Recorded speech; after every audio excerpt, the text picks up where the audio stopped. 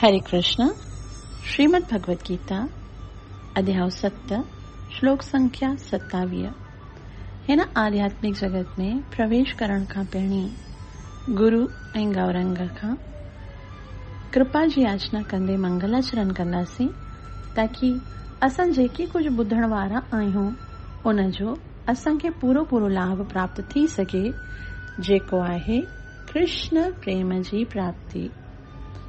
ओम अज्ञानतिमिरन्दस्य ज्ञानाञ्जनशलाकया चक्षुरुन्मीलितं येन तस्मै श्रीगुरुवे नमः। श्रीचैतन्यमनोभीष्टं स्थापितं येन भूतले स्वयं रूपः कदा मह्यं ददाति स्वपदान्तिकम्। वन्देऽहं श्रीगुरुः श्रीयुतपदकमलं श्रीगुरून् वैष्णवांश्च। श्रीरूपं साग्रजातं सहगण रघुनाथान्वितं तं सजीवं साद्वैतं सावधूतं परिजनसहितं कृष्णचैतन्यदेवं श्रीराधा कृष्णपादान् सहगण ललिता श्रीविशाखान्वितांश्च। हे कृष्ण करुणा सिन्धु दीनबन्धु जगत्पते गोपीश गोपिका कान्ता श्री राधा कांत नमस्तुते। तप्त कांचन गौरंगे राधे वृंदावनेश्वरी वृषभानुसुते देवी प्रणमामि हरिप्रिये। वंचाकल्पतरुभ्यश्च कृपा सिन्धुभ्य एव च पतितानां पावनेभ्यो वैष्णवेभ्यो नमो नमः। श्रीकृष्ण चैतन्य प्रभु नित्यानंद श्री अद्वैत गदाधर श्रीवासदि गौर भक्तवृंद। हरे कृष्ण कृष्ण कृष्ण हरे हरे, हरे राम राम राम हरे हरे।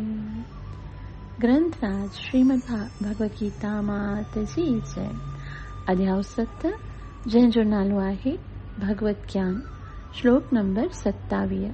भगवान श्री कृष्ण जे मुखारविंद मां निकतल इन अत्यंत ही पवित्र शब्दन खे मूंसां गॾोगॾु पढ़ण जो प्रयास कयो।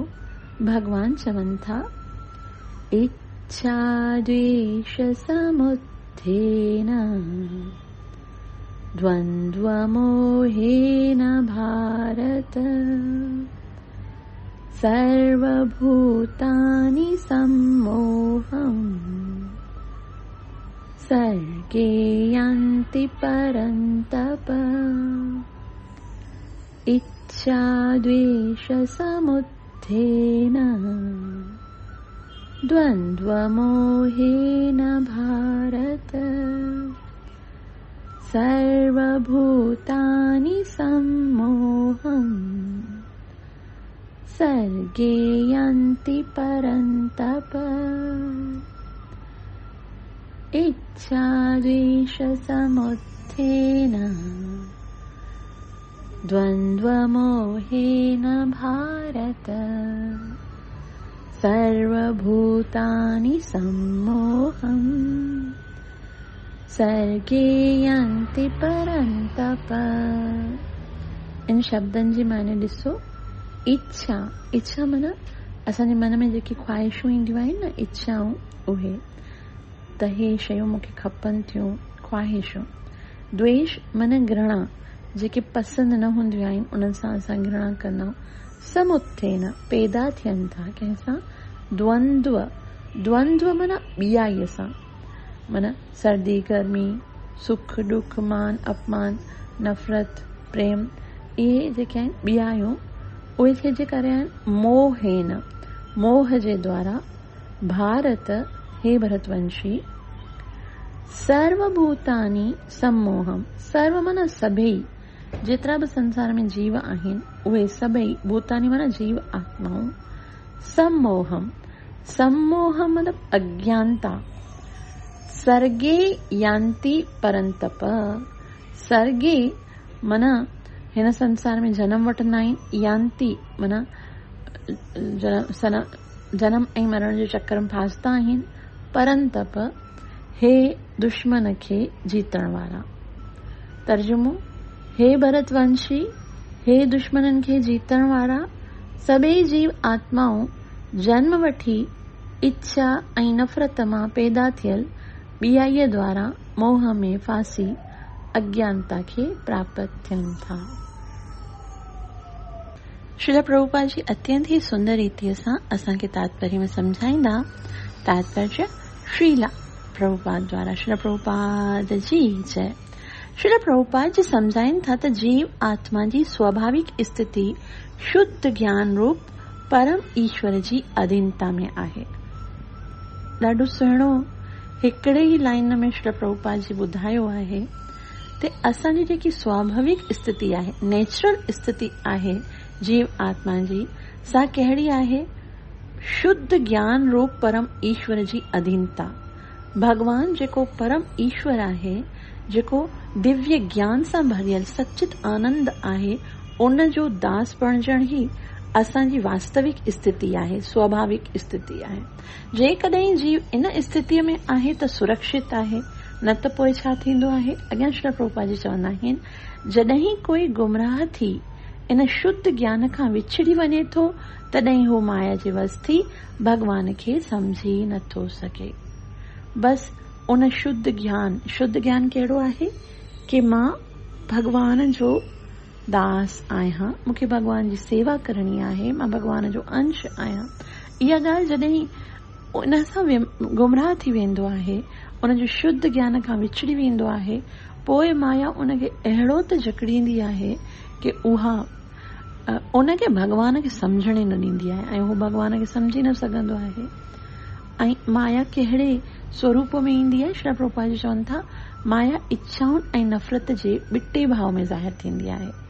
इच्छाउनि ऐं नफ़रत, जेसि ताईं मां भगवान जो दास आहियां, पोइ सॼो संसार भगवान जो आहे, मुंहिंजो कंहिंसां कोई वास्तो ई कोन्हे, ना मूंखे कोई प्यारो आहे, ना ई मुंहिंजो कोई शत्रु आहे। जीअं भगवान निर्लेप आहे, मां बि भगवान जो अंश आहियां। लेकिन जीअं ई माया वस थी वेंदो आहे, जीव भगवान खे विसारींदो आहे, पोइ ॿिटे भाव में कीअं ज़ाहिर थींदो आहे माया?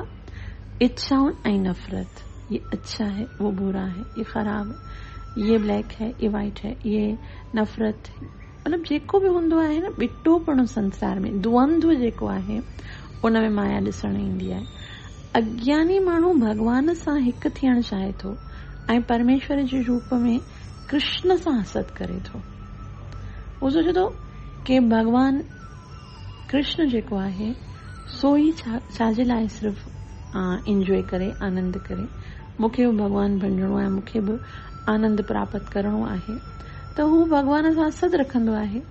शुद्ध भगत जेके इच्छा ऐं नफ़रत करे गुमराह कोन था थियनि, उहे समझी सघनि था त भगवान श्री कृष्ण पंहिंजनि अंदरियनि शक्तियुनि सां पाण खे प्रकट करे थो, पर जेके द्वैत भाव ऐं अज्ञान करे गुमराह थियल आहिनि, से सोचनि था त भगवान भौतिक शक्तियुनि मां पैदा थियो आहे।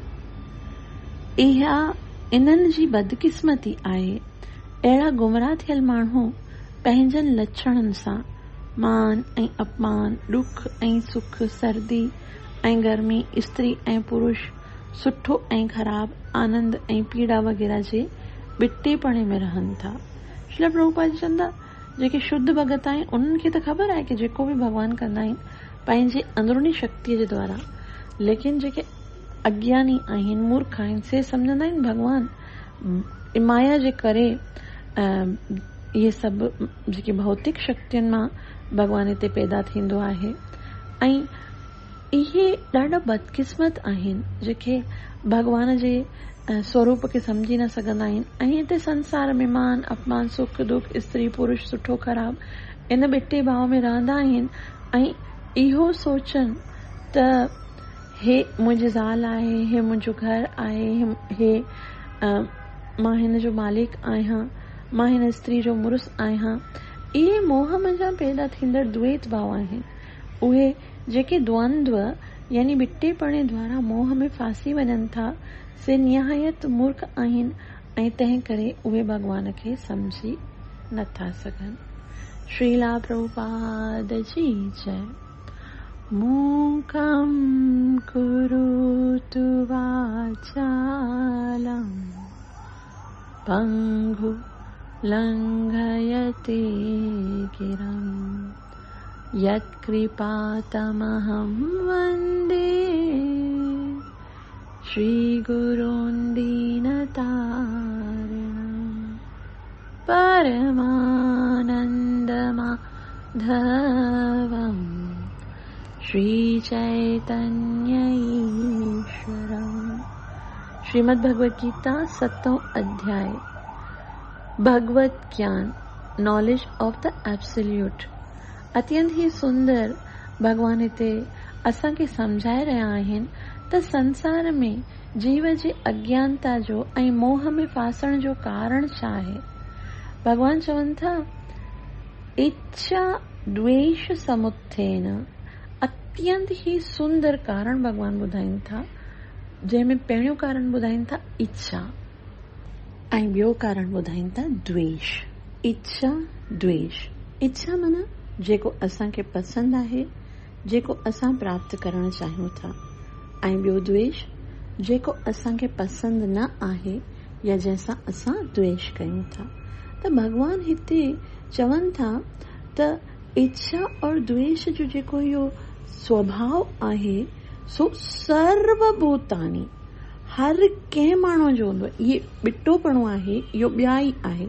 इच्छा माना ये अच्छा लगता है, द्वेष माना ये खराब लगता है। माना मान अपमान ऐं दुख सुख ये जेको द्वंद्व आहे भगवान चवंदा सर्वभूतानी सम्मोहम। सभई जेके जीव आहिनि इन जे द्वारा सम्मोहित थी विया आहिनि। कॾहिं खां थिया आहिनि? भगवान चवे थो हिकिड़ो ॿ न, सर्वभूतानी जेतिरा बि जीव आहिनि उन्हनि इच्छा ऐं द्वेष में सम्मोहित आहिनि। ऐं कॾहिं खां? सर्गे यान्ति परंतप। सर्गे माना जॾहिं खां जीव जो जनम थियो आहे, शुरूआत खां वठी पैदाइश खां वठी जीव जेको आहे सो इच्छा ऐं द्वेष में सम्मोहित आहे। सर्गे यान्ति परंतप।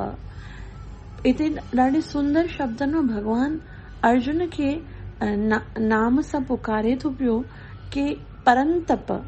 परंतप माना दुश्मननि खे जीतण वारा।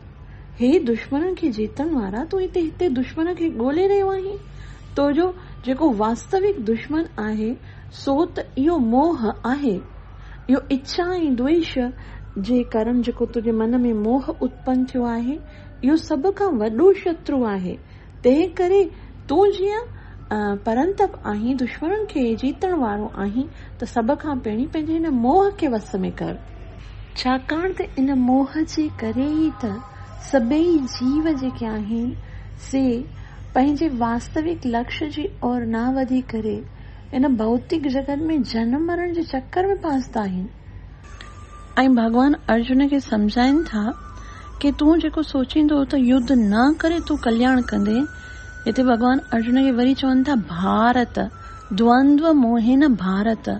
हे भारत, इन भरत वंश जो कल्याण त तॾहिं थींदो जॾहिं तूं इच्छा ऐं द्वेष जे शत्रुअनि खे जीते करे इन मोह खां ॿाहिरि निकिरी करे पंहिंजी वास्तविक स्थितीअ खे सम्झंदे ऐं पंहिंजे वास्तविक लक्ष्य जी ओर अग्रसर थींदे। भगवान अत्यंत ही सुंदर इन श्लोक में ॻाल्हि ॿुधाए रहिया आहिनि। जेको पहिरियों शब्द आहे इच्छा, इहो ॾाढो महत्वपूर्ण आहे। अगरि थोरो बि असां ध्यानु ॾियूं त असां जन्म खां वठी करे जेको नंढड़ो ॿार हूंदो आहे जन्म जे टाइम ते उन समय खां वठी करे मृत्यु जे आसन ते जेसि ताईं उहो ईंदो आहे तेसि ताईं उनजो जीवन केवल पंहिंजी इच्छाउनि खे पूरो करते करते करते करते बर्बाद थींदो आहे, है न। नंढड़ो ॿार जॾहिं पहिरीं इच्छा कंदो आहे मूंखे माता जो स्तनपान करणो आहे, पोइ मूंखे चॉकलेट घुर्जे, पोइ मूंखे मोबाइल घुर्जे, पोइ मूंखे हिन लड़की सां शादी करणी आहे, पोइ वॾो थी करे विवाह करे पोइ मूंखे ॿार घुर्जे, मूंखे घर घुर्जे, मूंखे गाॾी घुर्जे, मूंखे धन घुर्जे। ईअं कंदे कंदे कंदे कंदे अंतिम जॾहिं सांस अटकंदा अथसि न, जॾहिं उहो पंहिंजे मृत्यु शैया ते लेटियो हूंदो आहे तेसि ताईं उन्हनि जूं इच्छाऊं समाप्त न थींदियूं आहिनि। तंहिं करे भॻवान ॿुधाए थो त इहे इच्छाऊं केतिरियूं ख़तरनाक आहिनि जेके बारंबार जनम मरण जे चक्कर में फासाईंदियूं आहिनि। ऐं श्रील प्रभुपाद जी ॾाढी सुहिणे तरीक़े सां ॿुधायो कि जीव आत्मा जी स्वाभाविक स्थिति त शुद्ध ज्ञान रूप परम ईश्वर जी अधीनता आहे, यानी जेकी शुद्ध स्थिति आहे सा अधीनता आहे। आत्मा खे का बि इच्छा थींदी ई न आहे। इच्छाऊं केवल शरीर जूं थींदियूं आहिनि। जेके बि अॼु ताईं असां इच्छाऊं कयूं आहिनि उहे पूरियूं बि थी वञनि, लेकिन आत्मा खे उन सां कोई ॾियण वठण न आहे, उनजो कोई संतुष्टि इन्हनि इच्छाउनि में कोन आहे। परंतु असां मोह जे कारण इहो सोचूं था त इन्हनि वस्तुअनि खे प्राप्त करण सां ई मूंखे आनंद ईंदो। ऐं इहो मोह छा जे करे थींदो आहे? मोह थींदो आहे अज्ञानता जे करे। छाकाणि त जीव पंहिंजे असली स्वरूप जो ज्ञान भुलिजी वेंदो आहे त मां ही शरीर न आहियां पर मां आत्मा आहियां। तंहिं करे उहो शरीर जी इच्छाउनि जे पोयां वॼंदो आहे। ऐं इच्छाउनि जो मतिलबु ई इहो ई आहे, निज इंद्रिय तृप्ति वांछा तारा नाम काम। ये इच्छाऊं उहे न आहिनि जेके असां भॻवान जी भक्तीअ लाइ कंदा आहियूं, भॻवान खे संतुष्ट करण लाइ, नाम जप करण लाइ, शास्त्र ॿुधण लाइ, इहे न। उहे इच्छाऊं जेके इंद्रिय जी तृप्तीअ लाइ हूंदियूं आहिनि। तंहिं करे कृष्णदास कविराज महाराज ॾाढी सुंदर ऐं सरल डेफिनेशन ॾींदा आहिनि, निज इंद्रिय प्रीति वांछा तार नाम काम, कृष्णेर इंद्रिय प्रीति वांछा धरे प्रेम नाम। उहे जेकी भॻवान जी इच्छाउनि खे, भॻवान जे आनंद खे वधाइण वारियूं जेके ॻाल्हियूं आहिनि उहे त प्रेम आहिनि, उहे भक्ति आहिनि। लेकिन जेके असां पंहिंजी इंद्रियनि खे तृप्त करण लाइ इच्छाऊं कंदा आहियूं से त केवल मोह जे करे, अज्ञानता जे करे थींदियूं आहिनि। तंहिं करे श्रील प्रभुपाद जी हमेशह हिकिड़ी ॻाल्हि ॿुधाईंदा हुया पंहिंजे प्रवचन में कि you are not this body, you are the soul, you are not this body, you are the soul. Shri Prabhupada ji हिन ॻाल्हि खे घणो रिपीट कंदा, बार बार ॿुधाईंदा हुया। त हिकिड़े दफ़ा हिकिड़े शिष्य श्री प्रभुपाद जी खे चयो, स्वामी जी ये तो आपने बहुत बार बताया, अब कुछ नया बताइए। ये तो पता चल गया, अब कुछ नया। असां कुछ नयो ॿुधण चाहियूं था। असां चाहियूं था कि सत्संग में वञूं त बि कुछ एंटरटेनमेंट पाए अचूं, कुछ नयो ॿुधी अचूं। लेकिन असल ॻाल्हि जेकी आहे उहा इहा ई आहे त असां हिन शरीर जे फंद में फाथल आहियूं। तंहिं करे असां अॼु हर जाइ ते इंजॉयमेंट प्राप्त करणु चाहियूं था। तॾहिं श्री प्रभुपाद जी उन खां पुछो, are you sure that you completely understand that you are not this body, you are soul? उसने कहा, नॉट एग्जैक्टली श्री प्रभुपाद। मतलब उसने कहा मुझे ये बात पता तो चल गई है, लेकिन अभी तक इस बात को मैं पूरी रीत से समझ नहीं पाया हूँ। मतलब पतो पई वञण बिल्कुल इहो एतिरो महत्वपूर्ण न आहे। श्री प्रभुपाद जी चवनि था, इन करे मां बार बार बार बार तव्हांखे इहो ॿुधायां थो त तव्हां ई शरीर न आहियो, तव्हां आत्मा आहियो। तव्हांखे इहो जेको रियलाइज़ थियणु घुर्जे, पंहिंजी प्रैक्टिकल लाइफ में इहा रियलाइज़ेशन थियणु घुर्जे त जेको कुझु ॾुख मिली रहियो आहे, सुख मिली रहियो आहे, मान अपमान, जेको कुझु बि तकलीफ़ या संसार में जेको बि मिली रहियो आहे सो सभु इन शरीर खे मिली रहियो आहे। मुंहिंजो इन्हनि वस्तुअनि सां को बि तालुक कोन आहे। मां त भॻवान जो दास आहियां। मूंखे भॻवान खे प्राप्त करण लाइ इहो मनुष्य जो देह मिलियो आहे। जेसि ताईं इन ॻाल्हि ते असां टिकंदासीं न, तेसि ताईं असां जनम मरण जे चक्कर खां छुटंदासीं न। छाकाणि त जॾहिं जीव खे इहो ख़बर पई वेंदी कि मां ई शरीर न आहियां, पोइ त कुझु रहंदो ई न पोइ त न कंहिंजी इच्छा थींदी, न कंहिं सां द्वेष थींदो, न कोई मोह थींदो। पोइ त केवल जीवन जो लक्ष्य साम्हूं हूंदो, केवल कृष्ण ई कृष्ण जीव जे साम्हूं हूंदो कि मूंखे इन कृष्ण खे प्राप्त करणो, इन कृष्ण खे संतुष्ट करणो आहे। प्रॉब्लम सॼी इहा ई आहे कि जीव पंहिंजो पाण खे सुञाणे नथो, पंहिंजो पाण खे शरीर सम्झे थो।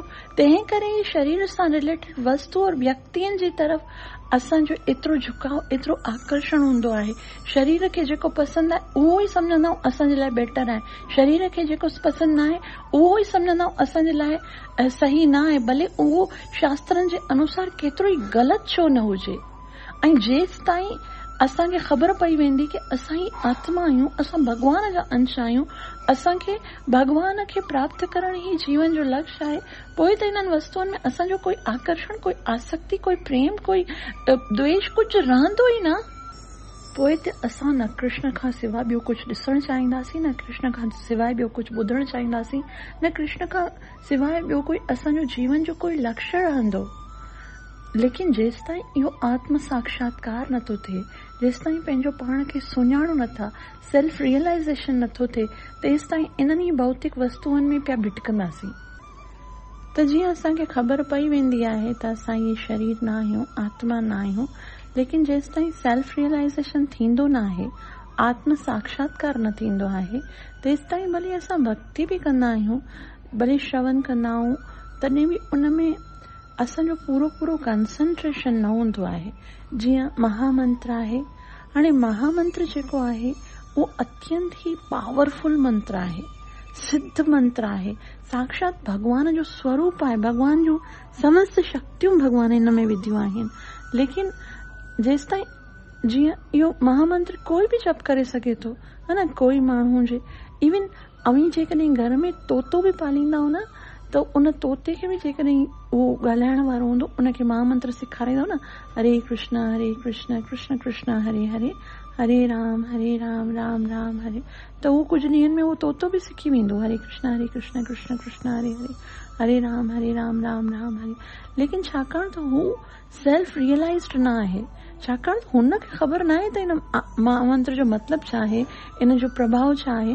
त जेकॾहिं उनजे मथां कोई आफ़त ईंदी, कोई ॿिली उनखे ॾिसंदी, त उहो थोड़ी महामंत्र पढ़ंदो, उहो त ज़ोर सां चीखण लॻंदो, टें टें टें टें, मतिलबु आवाज़ूं करण लॻंदियूं।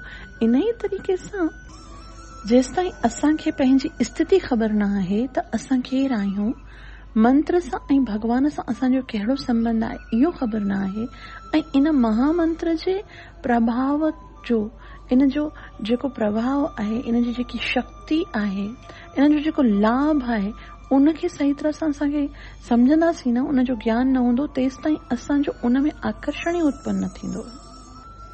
भगवान जो इहो दिव्य नाम असांखे हींअर इन करे आकर्षित नथो करे, छाकाणि त मोह जे द्वारा असांजो जेको शुद्ध ज्ञान आहे उहो ढकिजी वियो आहे। मोह रूपी अज्ञानता इनखे ढकणु लॻाए छॾियो आहे। हाणे मोह जे हिन ढकण खे हटाइणो आहे। कीअं हटाईंदासीं? शास्त्रनि जे द्वारा, शुद्ध वैष्णव जे संग जे द्वारा ऐं पवित्र नाम जे द्वारा हृदय खे एतिरो पवित्र करणो आहे कि ही शुद्ध ज्ञान हृदय जे अंदर समाइजी सके। छाकाणि त दिव्य ज्ञान हृदय प्रकाशितो, जॾहिं हृदय पवित्र थींदो तॾहिं त शुद्ध ज्ञान हृदय जे अंदर समाइजंदो। असांजी इहा भौतिक मलिनता जंहिंजे कारण असां पंहिंजो पाण खे देह सम्झंदा आहियूं, उन जे कारण असां इच्छाऊं कंदा आहियूं, उन जे कारण जनम मरण जे चक्कर में फासदा आहियूं। शास्त्र चवंदो आहे हर हिकु व्यक्तिअ जूं 3 पत्नियूं आहिनि।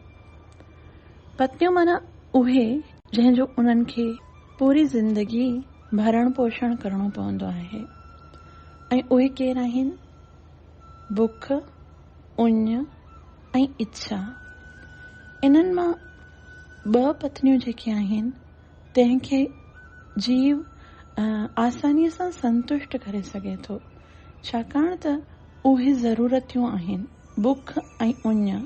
खाधो खाइण सां बुख शांत थींदी आहे, पाणी पीअण सां उञ शांत थींदी आहे, लेकिन 3 हूंदी आहे इच्छा। ज़रूरतियूं त कंगाल जूं बि पूरियूं थी वेंदियूं आहिनि, परंतु इच्छाऊं त महाराजनि जूं बि पूरी न थींदियूं आहिनि। ऐं जेसि ताईं जीवित आहे जीव, मरण ताईं उहा इच्छा नाम जी ज़हरीली कामना जेकी आहे सा असांजे मन में रहंदी आहे। मतिलबु जेसि ताईं जीव ज़िंदा आहे उनजी इच्छा समाप्त नथी करे सघिजे। जीअण जो हिकिड़ो ई निशानी आहे त जीव खे इच्छा आहे, त माना इच्छा खे ख़तमु नथो करे सघिजे। लेकिन इच्छाउनि खे ज्ञान जे द्वारा असां दिशा चेंज करे सघूं था, उन्हनि खे मोड़े सघूं था। मारणो नाहे इच्छा खे, छाकाणि त जेकॾहिं हृदय में इच्छा न हुजे हा त अॼु असां हिते गीता बि न पढ़ूं हा। जेकॾहिं इच्छा न हुजे हा त अॼु असां एकादशी रखी करे जप बि न करियूं हा, है न। इच्छा न हुजे त कॾहिं कोई सुबुह उथी हरि जो नाम सुमिरन छो करे। इच्छा हुजणु ॾाढी महत्वपूर्ण आहे। जेकॾहिं हृदय मां इच्छा ख़तम थी वेंदी त पोइ भॻवान सां मिलण जी बि इच्छा न थींदी। इच्छा कॾहिं न ख़तमु करणी, इच्छा खे मारणो न आहे, इच्छा खे मोड़णो आहे। उहे इच्छाऊं जेके असांखे संसार जी ओर आकर्षित करे भॻवान खां दूर कंदियूं आहिनि, उन्हनि जे बदिले में उन्हनि इच्छाउनि खे प्रोत्साहित ॾियणो आहे, उन्हनि इच्छाउनि खे वधाइणो आहे जेके संसार जी आसक्ति ख़तमु करे भॻवान जी आसक्ति, भॻवान जे चरणनि सां प्रेम करणु सेखारनि।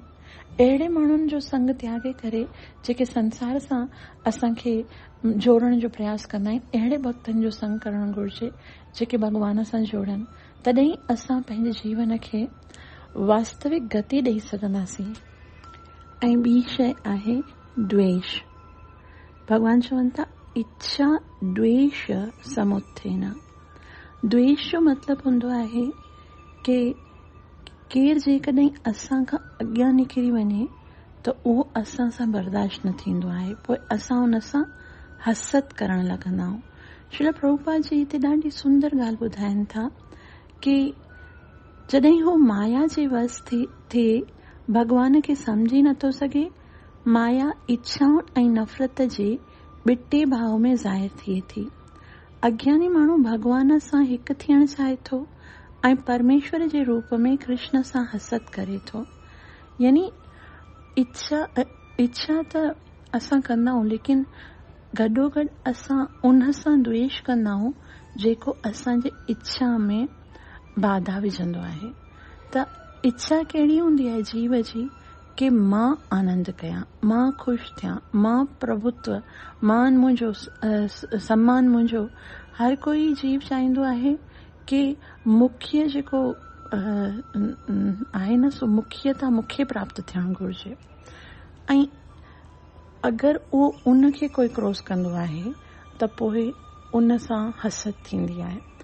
द्वेष तॾहिं थींदो आहे जॾहिं कंहिं बि जीव जा फील्ड ऑफ एक्टिविटीज़ जेके हुजनि से सेम हुजनि। जीअं भक्तीअ में बि जेकॾहिं असां ॾिसूं कि हिकिड़ो भॻवान जो प्रसाद बणाए थो ऐं ॿियो प्रचार करे थो, उन्हनि ॿिन्हिनि में द्वेष कॾहिं न थींदो आहे। या हिकिड़ो बुक डिस्ट्रीब्यूशन करे थो ऐं ॿियो वरी मंदर जो पुजारी आहे त उन्हनि ॿिन्हिनि में बि कॾहिं ईर्ष्या मतिलबु द्वेष न थींदो आहे। लेकिन जॾहिं ॿ प्रचारक अॻियां निकिरंदा आहिनि, फील्ड ऑफ एक्टिविटीज़ अलॻि अलॻि हूंदी आहे त ईर्ष्या न थींदी आहे, द्वेष न थींदो आहे। लेकिन अगरि हिकिड़ी फील्ड में अॻियां निकिरंदो आहे कोई त पोइ उनखे लॻंदो आहे कि हाणे मां पुठियां छो थो वञा। जीअं भौतिक जगत में ॿ मित्र हुजनि, अगरि ॿिन्ही जो फील्ड ऑफ एक्टिविटीज़ अलॻि अलॻि आहिनि, हिकिड़ो इंजीनियर आहे, हिकिड़ो डॉक्टर आहे, त ॿिन्ही खे संतुष्टि थींदी भले अॻियां वधनि। लेकिन अगरि ॿई मित्र हिकिड़ी क्लास में हिकिड़े साथ पढ़नि था ऐं त पोइ ॿिन्ही जी हिकिड़ी कोशिशि हूंदी कि 99% मार्क्स मुंहिंजा मिलनि, है न।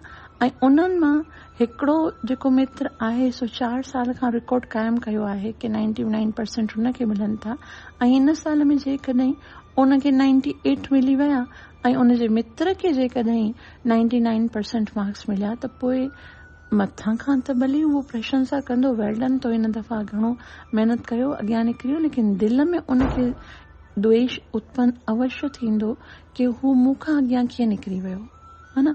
उनखे मां 4 साल खां हिकु रिकॉर्ड बणायो, इन कीअं मुंहिंजे रिकॉर्ड खे तोड़ियो आहे।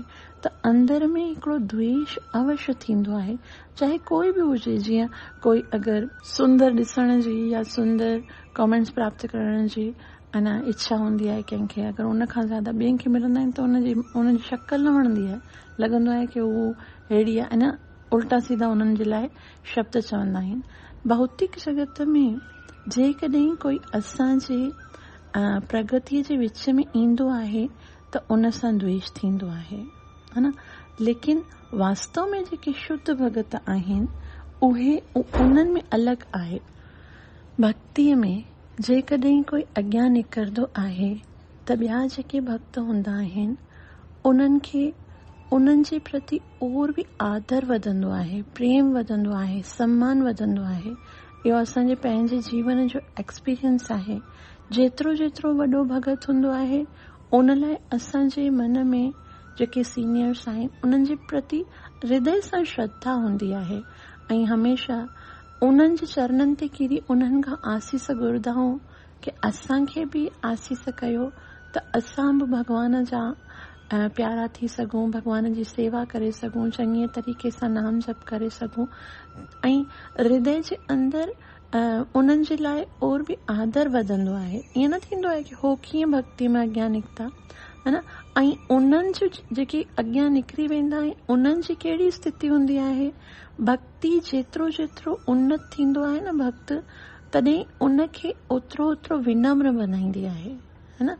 उन्हनि जे अंदरि विनम्रता ईंदी आहे ऐं उनखे लॻंदो आहे मां त असुल कुझु नथो कयां, जेको बि कराए थो कृष्ण पाण, पंहिंजी कृपा आहे कृष्ण जी।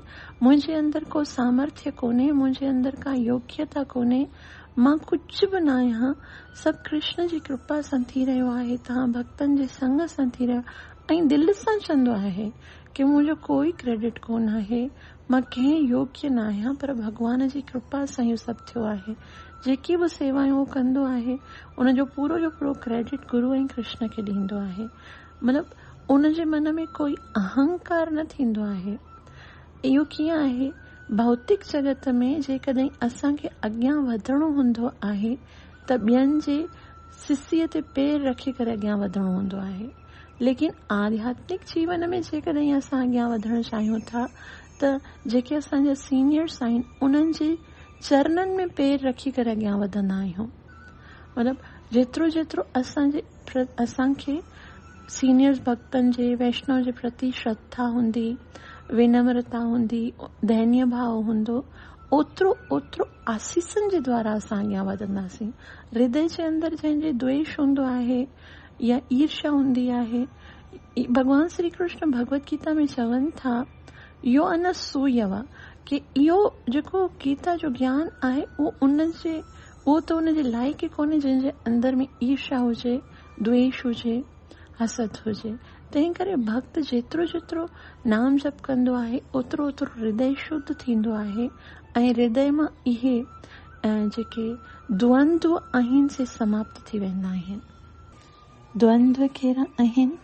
श्रील प्रभुपाद जी चवनि था मान ऐं अपमान, दुख ऐं सुख, स्त्री ऐं पुरुष, सुठो ऐं ख़राबु, आनंद ऐं पीड़ा, इहे ॿिटेपण जे अंदरि जेको सोचे थो ऐं उहे सोचे थो हे मुंहिंजो आहे, हे मुंहिंजो घर आहे, हे मां आहियां, मां हिन घर जो मालिक आहियां। वास्तव में हिन संसार जी हर हिकु वस्तु भॻवान जे द्वारा बणियल आहे ऐं हिकिड़ो हूंदो आहे इच्छा, ॿियो हूंदो आहे द्वेष, एनवी। एनवी जो मतिलबु आहे N for no, V for vacancy. जंहिंजे अंदरि द्वेष हूंदो आहे उनखे आध्यात्मिक जगत में एंट्री प्राप्त न थींदी, छाकाणि त इहो द्वेष जेको आहे हलंदे हलंदे अॻियां भॻवान सां द्वेष थी पवंदो आहे ऐं जीव सोचींदो आहे केवल भॻवान ई भोक्ता छो बणिजे, छाकाणि त जीव जेको आहे सो भॻवान खां पृथक अलॻि थी करे भोक्ता बणिजण जी इच्छा थींदी आहे ऐं उनखे लॻंदो आहे मां बि भोक्ता बणिजां, मां ई आनंद वठां, त हे ख़ाली भॻवान छो थो भोक्ता बणिजे।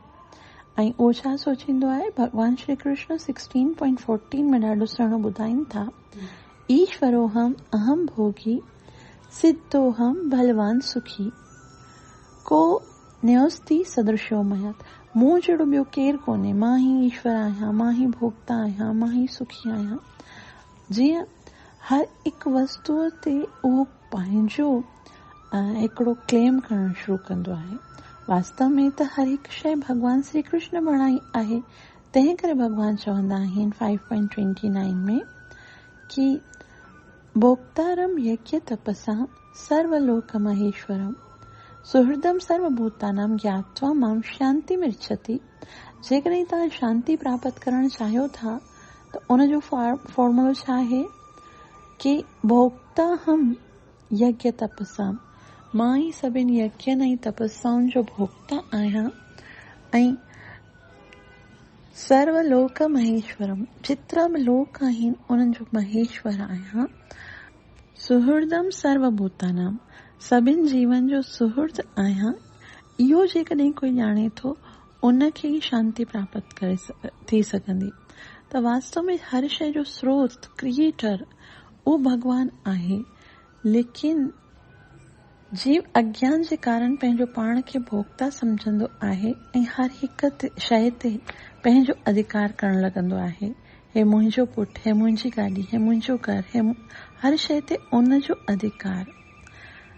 ऐं उनखे ईअं लॻे थो छाकाणि त इहे मां पैदा कया आहिनि त मुंहिंजो ॿारु आहे, मां कमायो आहे त मुंहिंजो धन आहे, हर शइ ते मुंहिंजो मुंहिंजो मुंहिंजो करे उहो अधिकार जताईंदो आहे। ठीकु आहे, अगरि एतिरो बि सोचिजे त भले जेको हुन पैदा कयो आहे उन ते हुनजो अधिकार आहे, त पोइ इहा ॻाल्हि त कृष्ण ते बि लागू थिए थी न, त जेकी शइ कृष्ण बणाई आहे, कृष्ण पैदा कई आहे, उन ते पूरो पूरो कृष्ण जो अधिकार आहे। लेकिन जीव ईअं सोचे थो कि जेको कृष्ण बणायो आहे उनखे बि मां भोगींदसि, हा न, जेको तव्हां बणायो आहे उन ते तव्हांजो अधिकार था, लेकिन जेके कृष्ण पैदा कया आहिनि, कृष्ण बणाया आहिनि, उन ते त कृष्ण जो अधिकार आहे। ऐं भॻवान चवे थो कि मुंहिंजो 2 शक्तियूं आहिनि, हिकिड़ी पराशक्ति, हिकिड़ी अपराशक्ति। अपराशक्ति में सॼो भौतिक जगत ईंदो आहे, पराशक्ति में जीव आत्मा, मन चर ऐं अचर, जेको कुझु बि संसार में ॾिसणु अचे थो सो मां ई बणायो आहे। इट मीन्स उनजो जेको भोक्ता आहियां सो बि मां ई आहियां। ऐं इन करे भॻवान खे अधिकार आहे त भॻवान कंहिंजे साम्हूं प्रकट थिए, कंहिंजे साम्हूं प्रकट न थिए। तंहिं करे भॻवान चवनि था 7.25 में नाहम प्रकाशः सर्वस्य योग माया समावृता मूढ़ोहम नाभिजानाति लोको माम अजम अव्ययम। जेके बेवकूफ़ आहिनि उन्हनि खे ख़बर न आहे त हिन श्लोक में भॻवान चवनि था द्वंद्व मोहिन भारत। द्वंद्व माना हिन संसार में काई बि शइ जेकी आहे, कोई बि समय जेको आहे सो इटरनल कोन आहे, हमेशा बदिलजंदो रहंदो आहे। दुख आहे त उनजे पोयां सुख आहे, मान आहे त अपमान बि आहे, सर्दी आहे त गर्मी बि आहे। त हिते द्वैत आहे ऐं हर समय जेको आहे सो टेम्पररी आहे। आध्यात्मिक जगत में द्वैत कोन आहे, आध्यात्मिक जगत में अद्वैत आहे, माना ड्युअलिटी कोन आहे। सिर्फ़ हिकिड़ो ई आध्यात्मिक जगत में समय आहे ऐं उहो समय आहे आनंद जो। उते हर समय हर हंधि आनंद ही आनंद आहे। जॾहिं जीव इन्हनि ड्युअलिटियुनि सां शुद्ध थी वेंदो आहे तॾहिं जीव मञंदो आहे कि जेको कुझु बि कृष्ण कंदो आहे सो सभु कुझु बिल्कुलु सही कंदो आहे। त जॾहिं ताईं जीव खे इहो ज्ञान कोन आहे कि मां भॻवान जो अंश आहियां, तॾहिं ताईं उहो पंहिंजो पाण खे शरीर सम्झंदो आहे ऐं जेको कुझु बि उन जे जीवन में थींदो आहे उन में उनखे कुझु न कुझु नापसंद रहंदो आहे। लेकिन जॾहिं ज्ञान जेसि ताईं न आहे उनखे ज्ञान थी वेंदो आहे ऐं उहो सम्झंदो आहे त मां ही शरीर न आहियां, मां आत्मा आहियां त पोइ उहो तॾहिं त उनखे ख़बर पवंदी आहे कि चाहे कुझु बि भले संसार में थिए त बि मूंखे त मां त आत्मा आहियां, मुंहिंजे लाइ त कोई बि कष्ट कोन आहे। लेकिन जेसि ताईं इहो ज्ञान न आहे तेसि ताईं जीव पंहिंजो पाण खे ही शरीर समझी करे ऐं इन ई शरीर खे तृप्त करण जे लाइ कोई न कोई रस्तो ॻोल्हींदो आहे ऐं पंहिंजे इंद्रियनि खे तृप्त करण जे लाइ, इंद्रियनि खे संतुष्ट करण लाइ, उन्हनि जी इच्छाउनि खे पूरी करण लाइ हर प्रकार जी कोशिश कंदो आहे। ऐं इंद्रिय बि हिकु कोन, जेके 5 ज्ञान इंद्रियूं आहिनि उहे हर समय कोई न कोई वस्तु जी मांग कंदियूं आहिनि ऐं उन्हनि जी मांग खे पूरो करण ई जीव पंहिंजो लक्ष्य समझंदो आहे। शास्त्र में त जीव कंहिं प्रकार सां इंद्रियनि जी इच्छा पूरी करण जी कोशिश कंदो आहे ऐं पंहिंजे जीवन जे हर लक्ष्य खे, उद्देश्य खे भुलिजी वेंदो आहे ऐं भॻवान खां दूर थी वेंदो आहे। उनजी ॾाढी सुंदर हिकिड़ी एग्ज़ाम्पल ॿुधाई वई आहे। लिखियल आहे, कुरंग मातंग पतंग भृंग मीन हतो पंच विदेव एक प्रमादी स कथम न हन्यते स य सेवते पंचाभि एव स पंच। कुरंग मातंग पतंग भृंग। कुरंग चवंदा आहिनि हिरण खे। हिरण त एतिरो तेज भॼंदो आहे कि उनखे कोई पकड़े न सघे, पर छाकाणि त उनजा जेके कन आहिनि से उनजे कंट्रोल में कोन आहिनि ऐं हिरण पकड़ण वारो सारंग जी ध्वनि वॼाईंदो आहे। उहो सोचींदो आहे कि इहा ध्वनि काथों अची रही आहे ऐं उन्हनि कननि जे कारण उहो ॿधिजी वेंदो आहे उन शिकारीअ जे जाल में। उन खां पोइ आहे मातंग। मातंग चवंदा आहिनि हिकिड़े बलवान हाथीअ खे।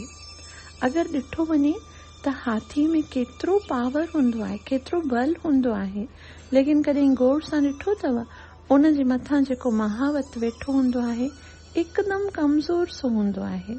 पोइ उहो हाथी भला उन कीअं पकड़ियो? असल में हाथी जी हिकिड़ी इंद्रिय जेकी स्पर्श इंद्रिय आहे सा उन जे कंट्रोल में कोन आहे। ऐं छा कंदा आहिनि हाथी पकड़ण वारा? पहिरीं जेकी हथनी हूंदी आहे उन खे हिकिड़ो उन जो चित्र बणाईंदा आहिनि ऐं असली वारी हथनी जेकी आहे सा हाथी खे स्पर्श करे बसि थोरो अॻियां वेंदी आहे ऐं अॻियां ॾिसंदा आहियूं उहा नकली हाथी जो जेको चित्र आहे उन खे बीहारे करे अॻियां खॾो खोटे करे गाह सां ढके छॾींदा आहिनि ऐं हाथी सम्झंदो आहे कि इहा असली हथनी आहे, छाकाणि त स्पर्श जे कारण हो पंहिंजो मोह जे करे पंहिंजो इहो ज्ञान त मां केतिरो बलवान आहियां सो भुलिजी वियो ऐं उन हथनीअ जे चक्कर में अॻियां भॼी करे ईंदो आहे ऐं उन खॾे में किरी वेंदो आहे। ऐं जेके महावत हूंदा आहिनि उन्हनि खे 10-12 ॾींहं बुखियो रखंदा आहिनि ऐं पोइ ॾाढो परेशान थी करे उहो जेको आहे सो उन जे कंट्रोल में अची वेंदो आहे। उन खां पोइ आहे पतंग। पतंग हूंदो आहे परवानो। जेको पतंग हूंदो आहे अगरि ॾिठो वञे त पतंग त उॾामी सघंदो आहे न, त उहो उनखे त कोई पकड़े ई न सघे, लेकिन हो पाण पंहिंजी दृश्य इंद्रिय जे कारण विवश आहे। जॾहिं हू ॾिसंदो आहे कि शमा जली रही आहे त पोइ उनखे ॾिसी करे उहो फौरन उन शमा जे अंदरि भस्म थियण लाइ अची वेंदो आहे, न त कोई जले करे थोरी न बाहि में विझे पतंगे खे। उन खां पोइ आहे भृंग। भृंग चवंदा आहिनि भंवरे खे। भंवरे जी जेकी नासिका इंद्रिय आहे जंहिंसां उहो खुशबू वठंदो आहे उहा हुन जे कंट्रोल में कोन आहे ऐं ॾिसंदो आहे जेके गुल हूंदा आहिनि उन्हनि जी जेकी सुगंध आहे उहो उनखे सूंघे करे उन जे पास वेंदो आहे ऐं शाम थींदी आहे गुल जेको आहे तंहिंजा पर बंदि थी वेंदा आहिनि ऐं लेकिन उहो भंवरो जेको आहे उन जे अंदरि एतिरो पावर हूंदो आहे कि जेकॾहिं उहो पंहिंजे पावर खे यूज़ करे त हिकिड़े वृक्ष में बि सुराख करे सघे थो, लेकिन उहो पंहिंजे नासिका इंद्रिय जे कारण एतिरो मोहित हूंदो आहे जंहिंजे करे उहो हिकिड़े नाज़ुक गुल जी पत्तीअ खे सुराग करे ॿाहिरि नथो अची सघे। ऐं उन खां पोइ आहे मीन चवंदा आहिनि मच्छीअ खे। जेकी मच्छी हूंदी आहे न, उहा त पाणीअ में रहंदी आहे। कोई पाणीअ में वञी करे न त मच्छीअ खे जले सघे न, लेकिन जेको मछेरो हूंदो आहे सो छा कंदो आहे, हिकिड़ो जाल विझंदो आहे ऐं उन जाल जे अंदरि कुझु खाइण जे लाइ विझंदो आहे। को हिकिड़ी लकड़ीअ जे अंदरि कुझु खाइण लाइ जेकॾहिं उन त पोइ मच्छी छा कंदी आहे, उनखे ॾिसी करे पाण जाल में अची करे कैद थी वेंदी आहे। मतिलबु ॾिठो वञे त इहे सभु जेके जिनावर आहिनि उन्हनि जी हिकु हिकु इंद्रिय जेकी आहे उन जे करे बि उहे विवश थी वेंदा आहिनि।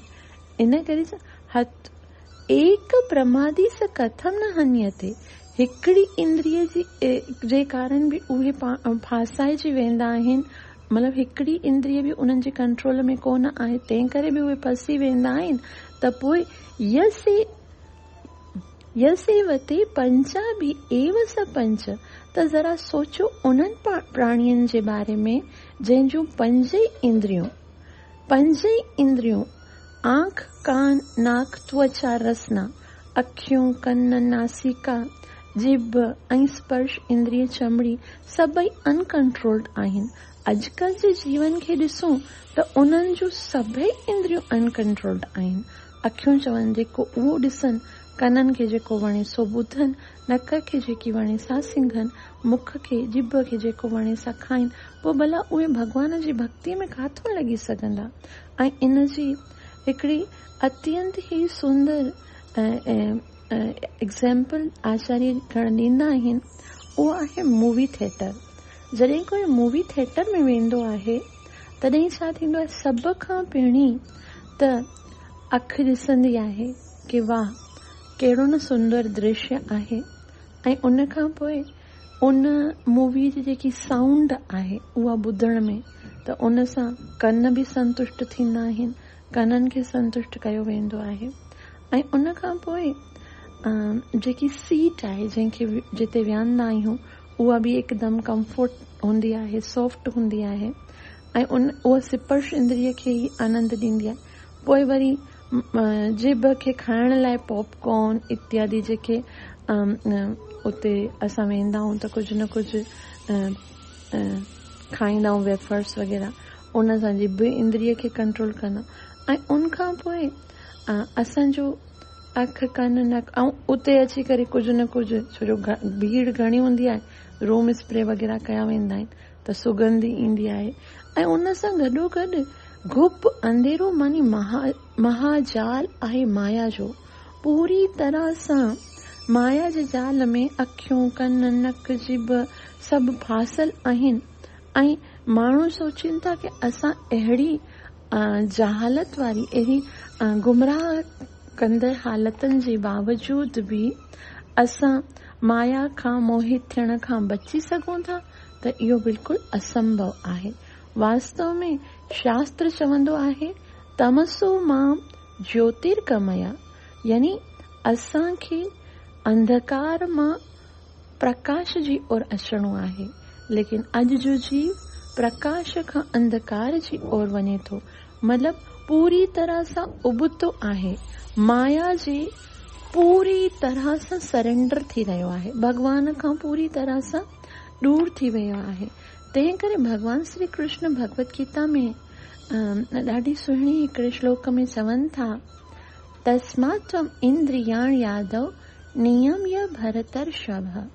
हे भरत श्रेष्ठ, जेकॾहिं तोखे आध्यात्मिक जगत जी ओर वधणो आहे त सभ खां पहिरीं छा कर, इंद्रियाण यादव। आदव माना सभ खां पहिरीं पंहिंजी इंद्रियनि खे कंट्रोल कर। इंद्रियनि खे जेसिताईं जीव कंट्रोल न कंदो तेसिताईं त जीव पंहिंजे लक्ष्य जी ओर वधी बि नथो सघे।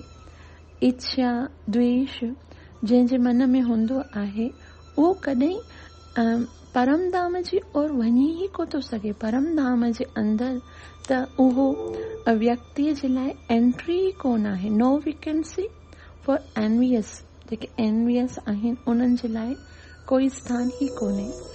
तंहिं करे भगवान श्री कृष्ण इहो जेको हिते भॻवान ॿुधायो आहे, जेके भॻवान सां ईर्ष्या रखनि था उन्हनि जे बारे में अलॻि अलॻि श्लोक ॿुधाया आहिनि। भॻवान श्री कृष्ण 9.1 में चवनि था, इदम तुते गुह्यतमं प्रव्यक्षाम्यन सूयवे। हे जेको आध्यात्मिक जगत जो जेको ज्ञान आहे, सो इदम तुते गुह्यतमं, ॾाढो गुह्य आहे, सीक्रेट आहे। गुह्यतम ऐं गुह्यतमम, ऐं इहो मां सिर्फ़ उन्हनि खे ॿुधाईंदसि, प्रवक्ष्याम्यन सूयवे, जेके मूंसां ईर्ष्या कोन था रखनि। जेके ईर्ष्या रखंदा आहिनि उन्हनि खे त भॻवान अहिड़े शुद्ध ज्ञान जे योग्य ई नथा सम्झनि। ऐं न केवल पाण पूरी गीता ॿुधाइण खां पोइ 18.67 में भॻवान चवनि था, इदम ते न तपस्काय न भक्ताय कदाचन न च शुश्रूषवे वाचम न च माम योभ्य सूयते। हे अर्जुन, जेके भगत कोन आहिनि, जेके तपस्वी कोन आहिनि ऐं जेके मुंहुं सां ईर्ष्या रखनि था, ख़बरदार तूं उन्हनि खे इहो ज्ञान ॿुधाई बि मथां। भॻवान जा भक्त ॼाणनि था त की भॻवान जा 3 फेस आहिनि। वदन्ति तत्त्वविदस्तत्त्वं यज्ज्ञानम् अद्वयम् ब्रह्मेति परमात्मेति भगवान इति शब्दते। के भगवान निराकार भी आहे, भगवान परमात्मा भी आहे, भगवान जो स्वरूप भी आहे। लेकिन जेके अलॻि अलॻि देवी देवताउनि जा या ॿिया जेके भगत हूंदा आहिनि, जेके भगवान जे वास्तविकता खे नथा सम्झनि, से सभु हमेशा पाण में ई युद्ध करण में लॻंदा आहिनि ऐं चवंदा आहिनि, हे चवंदा मुंहिंजो भगवान महान, हे चवंदा मुंहिंजो भगवान महान। इहो सभु मोह आहे। भगवान सिर्फ़ हिकिड़ो ई आहे। हो त चवंदा आहिनि हरे कृष्ण वारा त चरिया आहिनि, सॼो ॾींहुं हरे कृष्ण कनि था, पोइ भगवान हेड़ा सारा देवी देवता छाजे लाइ बना।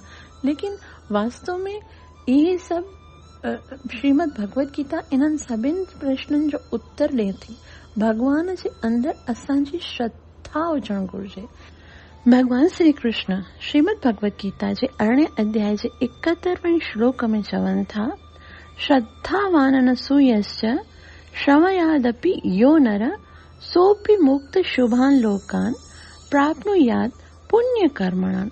जेको केवल श्रद्धा सां ऐं ईर्ष्या खां सिवाय, यानी जेको माण्हू श्रद्धा रखंदो आहे, मन में कोई वेर न हूंदो आहे, द्वेष न हूंदो आहे, उहो जेकॾहिं इन श्रीमद भगवत गीता खे केवल ॿुधे थो, उहो पंहिंजे सभिनि पाप कर्मनि खां मुक्त थी वेंदो आहे। सो बि मुक्त शुभान लोकान, उहो शुभ लोकनि में वेंदो आहे ऐं प्राप्नोत्यान पुण्य कर्मणान, ऐं उन्हनि शुभ लोकनि में वञी जिते पुण्य कयल माण्हू वेंदा आहिनि उते रहंदो आहे। तंहिं करे श्रद्धा अत्यंत ई महत्वपूर्ण आहे। जॾहिं श्रद्धा हूंदी आहे, भॻवान चवंदा जेको श्रद्धा रखे थो ऐं ईर्ष्या नथो करे। हालांकि ॾिठो वञे श्रद्धावान सूयस त हिकिड़ी ॻाल्हि आहे, जॾहिं श्रद्धा हूंदी त ईर्ष्या न हूंदी। लेकिन पोइ बि भॻवान इन ॻाल्हि खे ज़ोर ॾियण जे लाइ ॿिन्ही ॻाल्हियुनि खे चवनि था कि श्रद्धा हुजे पर ईर्ष्या न हुजे। पोइ जेको ॿुधे थो उहो त सभिनि पापनि खां मुक्त थी करे पुण्य आत्माउनि जेके जीव रहंदा आहिनि उते वेंदो आहे। त जंहिंखे श्रद्धा आहे, ईर्ष्या न आहे, उहो छा कंदो आहे? आत्मसमर्पण। ऐं आत्मसमर्पण जो मतिलब छा आहे? त कृष्ण जूं प्लानिंग्स जेके आहिनि उहे परफेक्ट आहिनि। त पोइ असां त भॻवान जे पास जॾहिं बि वेंदा आहियूं तॾहिं भॻवान खे पंहिंजूं योजनाऊं ॿुधाइण लाइ वेंदा आहियूं। लेकिन जेके भगत आहिनि से भॻवान जे पास पंहिंजूं प्लानिंग्स ॿुधाइण लाइ न वेंदा आहिनि, पर भॻवान खे धन्यवाद करण लाइ वेंदा आहिनि कि thank you Krishna for now as it is. जेको भक्त हूंदो आहे उहो कॾहिं बि भॻवान जी योजनाउनि खे परिवर्तन करण जी कोशिश न कंदो आहे। उनखे कोई आवश्यकता न आहे कि भॻवान जी योजनाउनि खे परिवर्तित करण जी चेष्टा करे। लेकिन भक्तीअ जो मतिलबु छा आहे? दृष्टिकोण बदिलणो आहे। दृष्टिकोण मतिलबु जेको कुझु थी रहियो आहे उनखे ॾिसण जो हिकिड़ो अंदाज़ बदिलणो आहे। कृष्ण जी योजनाउनि खे स्वीकार करणु सिखणो आहे। जेकॾहिं असां कृष्ण जे साथ कोई द्वेष नथा रखूं, श्रद्धा आहे ऐं कृष्ण जी भक्तीअ खे पंहिंजो जीवन में उतारणो आहे, त पोइ असांखे आत्मसमर्पण करणो हूंदो। मतिलबु कृष्ण जी योजनाऊं जेके बि आहिनि उन्हनि खे पूर्ण रूप सां स्वीकार करे भॻवान खे चवणो हूंदो, हे कृष्ण, वर्तमान समय जे लाइ तव्हांजा लख लख थोड़ा। मतिलबु जेको कुझु तव्हां मुंहिंजे जीवन में ॾिनो आहे, जेको न ॾिनो आहे ऐं जेको ॾेई करे वठी छॾियो आहे, भले जो बि मुंहिंजे साथ स्थिति आहे, मां जहिड़ी बि स्थितीअ में आहियां, जहिड़ी बि जाइ ते आहियां, उहो ई मुंहिंजे लाइ सर्वोत्तम आहे। श्रद्धा जो मतिलबु छा आहे? श्रद्धा जो मतिलबु आहे कृष्ण खे पूर्ण रूप से समर्पित करणु, कृष्ण जी योजनाउनि खे हृदय सां स्वीकृत करणु। हे कृष्ण, हे जेको क्षण आहे, चाहे जहिड़ो बि आहे, मां जहिड़ी बि स्थितीअ में आहियां, उहो ई मुंहिंजे लाइ सर्वश्रेष्ठ आहे, अन्यथा तव्हां मुंहिंजे लाइ इन स्थितीअ खे निर्माण ई छो कयो आहे? हे कृष्ण, तव्हां जेको कुझु बि कयो था उन में कॾहिं बि कोई कमी, कोई त्रुटि, कोई ग़लती थी नथी सघे। Your plans are most perfect. जॾहिं अहिड़ी श्रद्धा भॻवान जे प्रति असांजी उत्पन्न थींदी, तॾहिं असां भगवत प्राप्तिअ जी ओर अॻियां वधी सघंदासीं। ऐं श्रील प्रभुपाद जी चवनि था, जॾहिं ताईं जीव जे अंदरि पूरी श्रद्धा न आहे, द्वेष आहे, द्वंद्व आहे, ईर्ष्या आहे, जेसि ताईं इहे सभु समाप्त नथा थियनि, तेसि ताईं उहो भगवत प्राप्ति कॾहिं बि नथो करे सघे। तॾहिं भगवान श्री कृष्ण चवनि था, इच्छा द्वेष समुत्थेन द्वंद्व मोहेन भारत सर्वभूतानि सम्मोहम सर्गे यान्ति परंतप।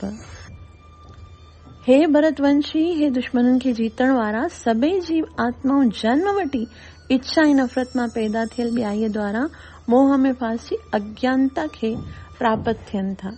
ऐं जॾहिं इहा अज्ञानता पूर्ण रूप सां समाप्त थी वेंदी आहे, कीअं? ज्ञान सां। जॾहिं ज्ञान थी वेंदो आहे कि मां आत्मा आहियां, भॻवान जो अंश आहियां, भॻवान खे संतुष्ट करणो आहे ऐं भॻवान जी योजनाउनि खे स्वीकार करणो आहे, तॾहिं जीव पूर्ण रूप सां समर्पित थी वेंदो आहे ऐं उन जो मोह समाप्त थी वेंदो आहे ऐं उन अज्ञानता जो, उन मोह जो, उन द्वेष जो जेको स्थान आहे, सो श्रद्धा, प्रेम ऐं भक्ति खणंदा आहिनि। ऐं जॾहिं हृदय जे अंदरि द्वेष जे बदिले में श्रद्धा, द्वंद्व जे बदिले में भक्ति ऐं ईर्ष्या जे बदिले में प्रेम उत्पन्न थींदो आहे, तॾहिं जीव भॻवान खे प्राप्त करे सघे थो। ऐं तंहिं करे असांखे पंहिंजे इन्हनि ईर्ष्याउनि खे, जेकी असांजो जेके मोह आहे, उनखे, पंहिंजे द्वेष खे समाप्त करे भॻवान जे प्रेम जी ओर वधणो आहे। ऐं इन जो ॾाढो सरल जेको उपाय आहे, सो छा आहे? भॻवान जे विषय में अधिक सां अधिक श्रवण कयूं ऐं भॻवान जे पवित्र नाम जो जप कयूं। तव्हां सभिनि जा लख थोड़ा जो एतिरो प्रेम सां ॿुधो था, कृपया मुंहिंजे लाइ प्रार्थना अवश्य कजो त मां पंहिंजी सेवा ऐं साधना खे चङे तरीक़े सां करे सघां। हरे कृष्ण। ग्रंथ राज श्रीमद् भगवत गीता माता जी जय। श्रील प्रभुपाद जी।